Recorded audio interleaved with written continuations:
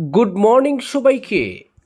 আজ হলো 5 আগস্ট বুধবার। আজকের সকালের বিশেষ বিশেষ খবর হলো শিলচরের বহুচর্চিত মেহেরপুর মেডিকেল রোডে চিহ্নিত করা জমি থেকে সামগ্রী সরিয়ে নিতে স্থানীয়দের নির্দেশ দিল পূর্ত বিভাগ।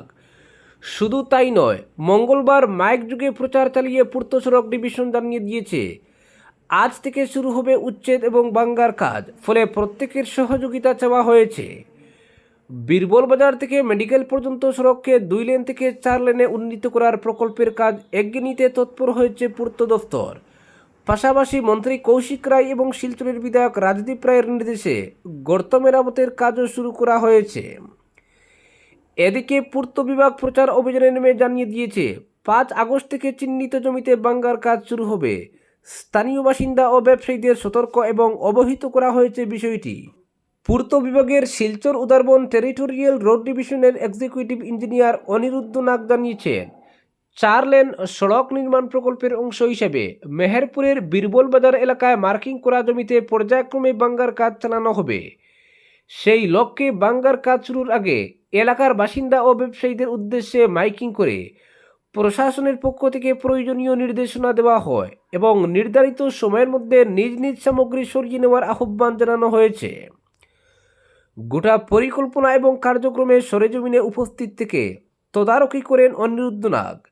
তিনি সংশ্লিষ্ট আধিকারিকদের সঙ্গে নিয়ে পরিস্থিতি পর্যবেক্ষণ করেন এবং আজ 5 আগস্ট থেকে নির্ধারিত নিয়ম অনুযায়ী উচ্ছেদ ও ভাঙ্গার কাজ শুরু করার বিষয়ে নির্দেশ দিয়েছেন। অন্যদিকে প্রশাসনের পক্ষ থেকে জানানো হয়েছে প্রকল্পের কাজ দ্রুতগতিতে সম্পন্ন করতে পর্যায়ক্রমে ভাঙ্গার কাজ পরিচালিত হবে। এক্ষেত্রে স্থানীয় বাসিন্দা ও ব্যবসায়ীদের পূর্ণ সহযোগিতা কামনা করা হয়েছে। 4 লেনের সড়ক নির্মিত হলে মেহেরপুর মেডিকেল রোডে যানজট অনেকটাই কমবে এবং শিলচর শহরের যোগাযোগ ব্যবস্থা আরও গতিশীল হবে বলে আশা করছে প্রশাসন।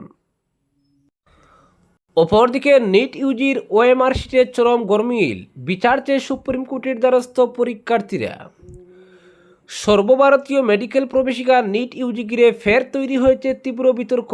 পরীক্ষার্থীদের অভিযোগ, তারা যে ওএমআর শিট জমা দিয়েছিলেন তার সঙ্গে ন্যাশনাল টেস্টিং এজেন্সি প্রকাশিত শিটের মিল নেই। সুবিচারের দাবিতে ইতিমধ্যেই 6 জন পরীক্ষার্থী সুপ্রিম কোর্টের দ্বারস্থ হয়েছেন। মঙ্গলবার প্রধান বিচারপতি সূর্যকান্তের নেতৃত্বাধীন বেঞ্চে মামলাটির দ্রুত শুনানির আর্জি জানানো হয়। আবেদনকারীদের দাবি, কাউন্সেলিং প্রক্রিয়া শুরু হওয়ার আগের সমস্যার সমাধান জরুরি। আগামী 4 আগস্ট থেকে নিট ইউজি ভর্তির কাউন্সেলিং শুরু হচ্ছে এবং 8 সেপ্টেম্বর থেকে নতুন শিক্ষাবর্ষের সূচনা হবে। কাউন্সেলিং শুরুর আগেই বিতর্ক নিরসনের জোর দাবি জানিয়েছেন আবেদনকারীরা। আদালতে পরীক্ষার্থীদের পক্ষের আইনজীবী জানান, জমা দেওয়া ওএমআর শিট অনুযায়ী তারা 600 থেকে 650-এর বেশি নম্বর পেয়েছেন, অথচ এনটিএ ওয়েবসাইটে প্রকাশিত শিটে ভিন্ন নম্বর দেখা যাচ্ছে। অভিযোগকারীরা ইতিমধ্যেই এনটিএকে ইমেইল করেছেন, এমনকি তাদের কার্যালয়ে গিয়েও কোনো সাড়া পাননি। আদালত মামলাটি গ্রহণ করেছে।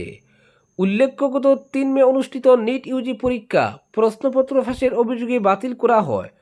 পরে 21 জুন ফের পরীক্ষা নেওয়া হয়, কিন্তু দ্বিতীয়বার পরীক্ষার চাপ সহ্য করতে না পেরে বহু পরীক্ষার্থী আত্মহত্যা করেন। এই প্রশ্নপত্র ফাঁসের ঘটনায় দিল্লির যন্তর মন্তরে ককরোচ জনতা পার্টি বড় আন্দোলন করে। আন্দোলনের চাপে শিক্ষামন্ত্রী ধর্মেন্দ্র প্রধানকে পদত্যাগ করতে হয়। অপরদিকে হার শিকার নিতিন নবীনের। বাকিপুর দাতিয়ায় বিপর্যয়ের কারণ খুঁজে বের করবে বিজেপি। বিহার ও মধ্যপ্রদেশের উপনির্বাচনে চরম বিপর্যয়ের মুখোমুখি হয়েছে বিজেপি। এই বরাডুবির পর নিজেদের ভুল ত্রুটি খতিয়ে দেখার সিদ্ধান্ত নিল ভারতীয় জনতা পার্টি। বাকিপুর এবং দাতিয়া এই 2 বিধানসভা কেন্দ্রে অপ্রত্যাশিত পরাজয়ের পর সোশ্যাল মিডিয়া প্রতিক্রিয়া জানিয়ে দলের সর্বকনিষ্ঠ সর্বভারতীয় সভাপতি নিতিন নবীন জানান, জনগণের মতামতকে আনন্দের সঙ্গে মাথা পেতে মেনে নিচ্ছে দল। বিশেষ করে বাকিপুর ও দাতিয়ায় হারের মূল কারণগুলি অত্যন্ত গুরুত্বের সঙ্গে বিশ্লেষণ করে দেখা হবে বলে জানান তিনি। তবে বিপর্যয় সত্ত্বেও গুজরাটের মঞ্জলপুর আসনটি ধরে রাখতে পারায় সেখানকার ভোটারদের প্রতি বিশেষ কৃতজ্ঞতা ও ধন্যবাদ জ্ঞাপন করেছেন নিতিন নবীন। সোমবার বিহারের বাকিপুর, মধ্যপ্রদেশের দাতিয়া এবং গুজরাটের মঞ্জলপুর এই 3টি কেন্দ্রের ফলাফল প্রকাশিত হতেই জাতীয় রাজনীতিতে নতুন জল্পনা শুরু হয়েছে। একমাত্র মঞ্জলপুর আসনে জয় পেয়ে কিছুটা মুখ রক্ষা হলেও বাকি দুটি কেন্দ্রেই পরাজয়ের মুখোমুখি হতে হয়েছে পদ্ম শিবিরকে। সবচেয়ে বড় ধাক্কা এসেছে বিহারের বাঁকিপুর থেকে, যা দীর্ঘ 3 দশক ধরে বিজেপির অপরাজেয় গড় হিসেবে পরিচিত ছিল। এমনকি দলীয় সভাপতি নীতিন নবীন নিজে এতদিন এই কেন্দ্রের বিধায়ক ছিলেন। তিনি রাজ্যসভায় নির্বাচিত হওয়ার পর খালি হওয়া এই আসনে বিজেপি প্রার্থীকে প্রায় 20,000 ভোটের ব্যবধানে হারিয়েছেন জনসুরজ পার্টির প্রতিষ্ঠাতা প্রশান্ত কিশোর।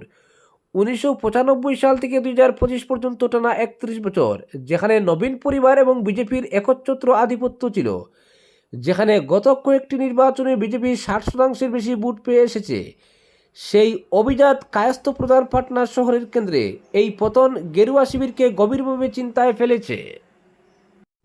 অপরদিকে রেকর্ড বৃষ্টিতে ফের ডুবল গুয়াহাটি। সোমবার রাতের পর মঙ্গলবার দুপুরে হওয়া অবিরাম বৃষ্টিতে ফের ডুবল গুয়াহাটি মহানগর। শহরের অলিগলি ডুবিয়ে রাজপথে উপচে পড়ে বৃষ্টির জল। এতে ঘন্টার পর ঘন্টা রাস্তায় দাঁড়িয়ে থাকতে বাধ্য হন মানুষ। সৃষ্টি হয় ব্যাপক যানজটের। এদিকে গুয়াহাটি আঞ্চলিক আবহাওয়া দফতর আগামী 4 দিন শহর জুড়ে ইয়েলো অ্যালার্ট জারি করে দুর্যোগ প্রশমন বিভাগকে প্রস্তুত থাকতে নির্দেশ দিয়েছে। অন্যদিকে মঙ্গলবার সন্ধ্যা পর্যন্ত জলে থই থই করছে খানাপাড়া, জুরাবাট, হাতিগাঁও, রুক্মিণীগাঁও, বেলতলা, ডাউনটাউন, বামুনি মৈদাম, অনিলনগর, নবীনগর, লালগণেশ, জতিয়া, দিশপুর, লখরা, নারেঙ্গি, সসল, গীতানগর, নুনমাটি, জালুকবাড়ি, মালিগাঁও, পাণ্ডুর একাংশ ছাড়াও বেশ কিছু এলাকা। আবহাওয়া দফতরের তথ্য অনুযায়ী শহরে 20 জুলাইয়ের পর সোমবার রাতে বেশি বৃষ্টি হয়েছে। সোমবার রাতে শহরে বৃষ্টি হয়েছে 68.5 মিলিমিটার। অন্যদিকে সচেতন মহল জানিয়েছে সরকার কৃত্রিম বন্যা রোধে প্রচেষ্টা চালিয়ে যাচ্ছে, কিন্তু শহরবাসীকেও এ নিয়ে সচেতন হতে হবে। নালা নর্দমায় আবর্জনা, বোতল, প্লাস্টিক না ফেলার আহ্বান জানিয়েছেন সচেতন মহল। গুয়াহাটিবাসী ক্ষোভ প্রকাশ করে বলেন, বছরের পর বছর ধরে একটি মৌলিক সমস্যার স্থায়ী সমাধান করতে সম্পূর্ণ ব্যর্থ সরকার। প্রতি বছর বর্ষার আগে গুয়াহাটি উন্নয়ন বিভাগের মন্ত্রী সরকারি আমলাদের সঙ্গে নিয়ে ঘন্টার পর ঘন্টা বৈঠক করেন মিশন ফ্লাড ফ্রি নিয়ে। পরিকল্পনা করেন শহরকে কৃত্রিম বন্যা মুক্ত রাখার, কিন্তু সব বুমেরাং হয়ে পড়ে। বৃষ্টি হলেই শহরের অধিকাংশ এলাকা জলের তলায় চলে যায়। গড়বন্দি হয়ে পড়েন শহরবাসী। বহু পাহাড়ি এলাকায় ধস পড়ে। এদিকে জলের সঙ্গে মহানগরী বাড়ছে শাকসবজির দামও। শহরবাসী ক্ষোভ প্রকাশ করে বলেন, পৌর নিগমের তরফে রাজস্বের নামে কোটি কোটি টাকা সংগ্রহ করা হয়, কিন্তু কেন সেই অর্থ দিয়ে কৃত্রিম বন্যার সমস্যার সমাধান করা হচ্ছে না? কেন সময় মতো নালা নর্দমা থেকে শুরু করে শহরের মধ্যে পেঁচিয়ে থাকা বাহিনী নদী পরিষ্কার করা হচ্ছে না? তাদের প্রশ্ন, কোটি কোটি টাকা দিয়ে সুপার সুকার মেশিন কেনা হয়েছে অফিস চত্বরে সাজিয়ে রাখার জন্য। যদি ব্যবহার করতেই না পারা যায়, তাহলে কেন কোটি কোটি টাকা নষ্ট করা হলো? মধ্য গুয়াহাটির বিধায়ক দীপ্লু রঞ্জন শর্মা শহরের জলমগ্ন এলাকা পরিদর্শন করে সাংবাদিকদের জানান, গত বছরের তুলনায় এবার শহরে বৃষ্টির পরিমাণ বেড়েছে। জমা জল কীভাবে দ্রুত নিষ্কাশন করা যায় এর ব্যবস্থা করা হচ্ছে। মুখ্যমন্ত্রী শীঘ্রই নতুন পরিকল্পনা নিয়ে শহরবাসীর সঙ্গে আলোচনা করে ব্যবস্থা নেবেন বলে বিধানসভায় জানিয়েছেন। অন্যদিকে সচেতন মহল জানিয়েছে, সরকার প্রশাসন গুয়াহাটিকে কৃত্রিম বন্যা মুক্ত করতে জোর চেষ্টা চালিয়ে যাচ্ছে, কিন্তু শহরবাসীকেও এ নিয়ে সচেতন হতে হবে। ঘরের আবর্জনা, প্লাস্টিক ও মদের বোতল নর্দমায় ফেললে হবে না। আবর্জনা বাড়ির বালতিতে জমিয়ে রেখে পৌর নিগমের গাড়িতে ফেলতে হবে। নালা নর্দমা দখল না করে জল নিষ্কাশনের রাস্তা করে দিতে হবে, তবেই মুক্তি মিলবে এই দুর্ভোগ থেকে। আজকের বিশেষ সংবাদ এখানেই সমাপ্ত।